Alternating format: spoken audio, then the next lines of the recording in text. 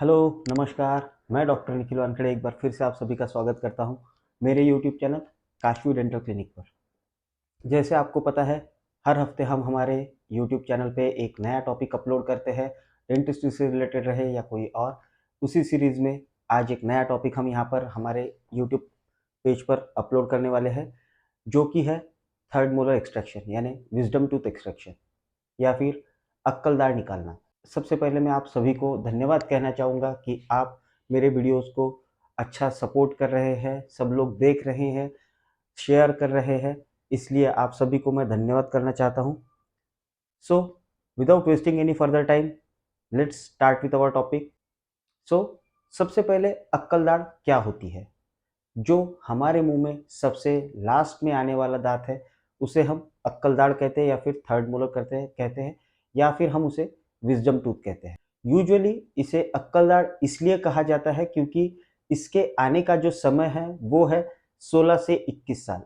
इस समय पे हम चीज़ों को समझना शुरू करते हैं, उन्हें एनालाइज करना शुरू करते हैं, मैच्योरिटी आ जाती है, इसलिए इसे अक्कल दाढ़ कहा जाता है या फिर विजडम टूथ कहा जाता है। अब हम देखेंगे कि इसे निकालना कब और क्यों ज़रूरी होगा।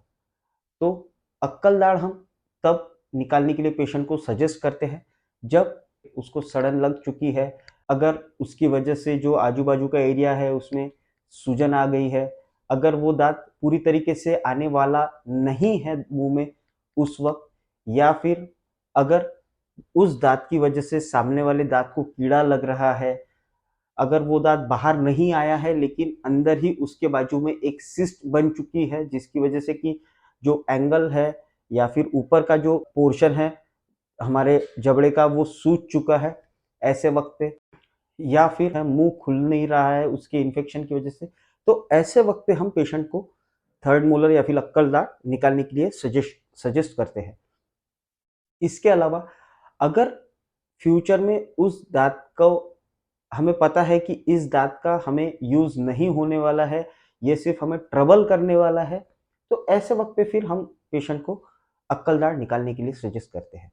हाँ, हम बचाएंगे भी अक्कल दाढ़ लेकिन सिर्फ उस वक्त जब उसका सपोर्ट लेके हमें फ्यूचर में दांत यानी जो फिक्स दांत रहते हैं, ब्रिज जिसे हम कहते हैं, उसे बिठाने के लिए अगर उसकी हमें फ्यूचर में ज़रूरत पड़ने वाली है, तो ऐसे वक्त पे हम उसको बचाने की भी कोशिश करेंगे, लेकिन मोस्ट ऑफ द टाइम हम पेशेंट को अक्कल दाढ़ निकालने के लिए ही सजेस्ट करते हैं।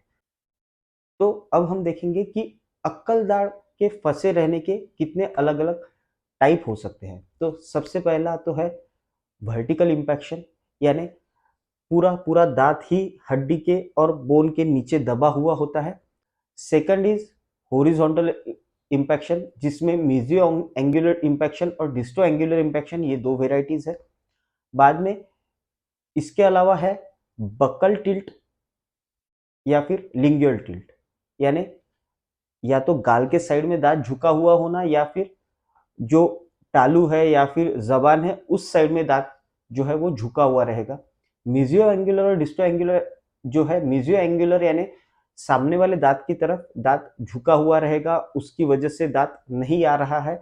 और डिस्टो एंगुलर यानी जो हमारा जबड़े का पीछे का पोर्शन है उस तरफ दांत का ज्यादा झुकाव होना, तो उसे हम डिस्टो एंगुलर इम्पैक्शन कहते हैं। इसमें से जो डिस्टो एंगुलर इम्पैक्शन है ये सबसे ज्यादा डिफिकल्ट होता है, सबसे ज्यादा मुश्किल होता है दांत ये वाला निकालने के लिए,